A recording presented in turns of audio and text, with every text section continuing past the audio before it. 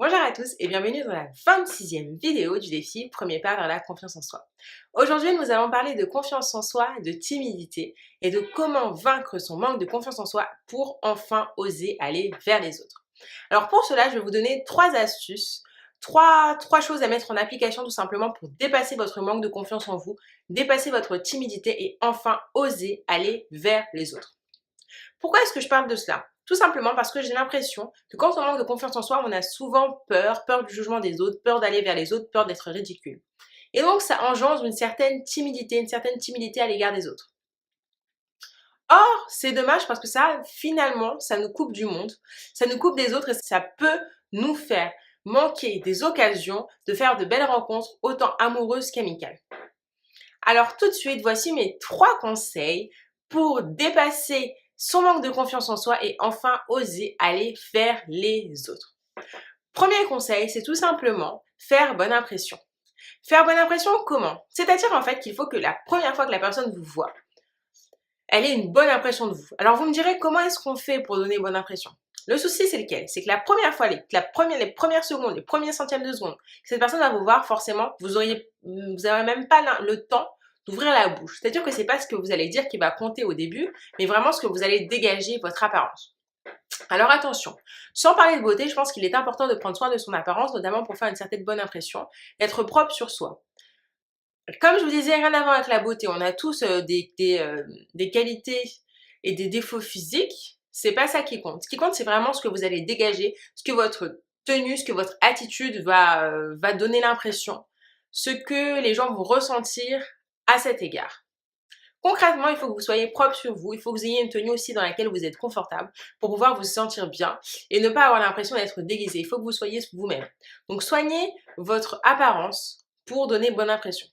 Ensuite, ce qui est vraiment primordial, je trouve, pour faire bonne impression, c'est le sourire. C'est-à-dire que la première fois qu'on voit quelqu'un, tout de suite, par exemple, on l'aperçoit au loin, vous avez rendez-vous avec quelqu'un, la personne vous fait coucou comme ça au loin.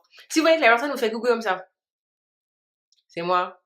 Quelqu'un qui vous dit hey, salut, c'est moi, tu vois. C'est tout de suite plus sympa. Quelqu'un qui a le sourire, on a l'impression qu'il est heureux de nous voir et ça donne une certaine ouverture. Une certaine ouverture, on n'a pas l'impression que ça le saoule de nous rencontrer, que dès qu'il nous voit, finalement, il se dit oh là là, quelle horreur. Vraiment, faire attention à son apparence, soigner son apparence pour faire une bonne première impression. Et secondement, deuxièmement, avoir le sourire. Le sourire, c'est toujours important. Voilà, vous rencontrez quelqu'un, faites un beau sourire, bonjour, voilà, avec le smile, pour montrer à cette personne que vous êtes heureux de la voir. Et déjà, ça laisse une bonne image de cette personne. On se dit, ah, cette personne, c'est quelqu'un d'enjoué, c'est quelqu'un d'heureux, ça fait plaisir. Deuxième conseil que je vous donne pour surmonter et dépasser votre manque de confiance en vous et enfin oser aller vers les autres, c'est tout simplement d'être vous-même. Être vous-même parce qu'il est important tout simplement que vous montriez dès le début, dès la première rencontre avec quelqu'un, la personne que vous êtes réellement. C'est-à-dire qu'il ne faut pas que vous jouiez un rôle, il ne faut pas que vous vous cachiez derrière, je ne sais pas, par timidité. Je dis pas qu'il faut que vous vous dévoiliez entièrement et que je ne dis pas qu'il faut que vous vous dévoyiez entièrement et que vous racontiez toute votre vie, non. Simplement que de votre façon d'être, il faut que vous soyez naturel. Comme ça, la personne, elle saura directement si elle aime ou elle aime pas la personne que vous êtes. Il y aura pas de jeu, il y aura pas de surprise ou autre. Soyez vous-même. Soyez vous-même et soyez naturel surtout. N'en faites pas trop, n'essayez pas, je sais pas, de jouer un rôle, de jouer la comédie.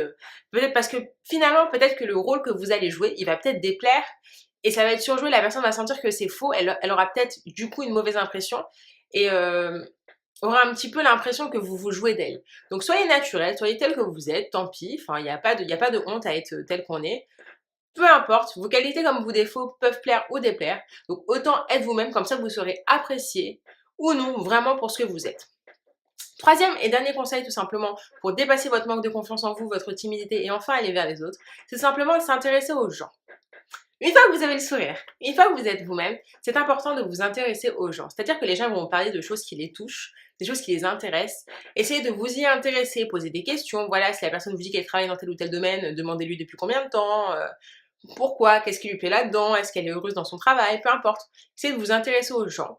Parce que ça fait plaisir. Ça fait plaisir quand quelqu'un nous demande ce qu'on fait, nous pose des questions là-dessus. Ça fait plaisir tout simplement de se rendre compte que les gens s'intéressent à nous. Et c'est aussi un bon signe. C'est un bon signe parce que je pense pas que vous ayez envie de passer du temps, d'aller boire un verre tous les week-ends avec quelqu'un qui vous raconte sa vie, mais qui n'en a strictement rien à faire de comment vous allez. C'est-à-dire que la personne, vous allez la voir, vous allez dire «Salut, comment tu vas?» Elle va commencer à vous débarrasser de tous ses problèmes et à aucun moment elle va vous dire «Et toi, comment ça va? Ça a été ta semaine?» Donc intéressez-vous aux autres, ça se fait toujours plaisir. Essayez de comprendre, ça va vous permettre aussi de connaître cette personne. Et surtout, ne vous mettez pas la pression. Soyez vraiment tel que vous êtes, soyez naturel. Dépassez vos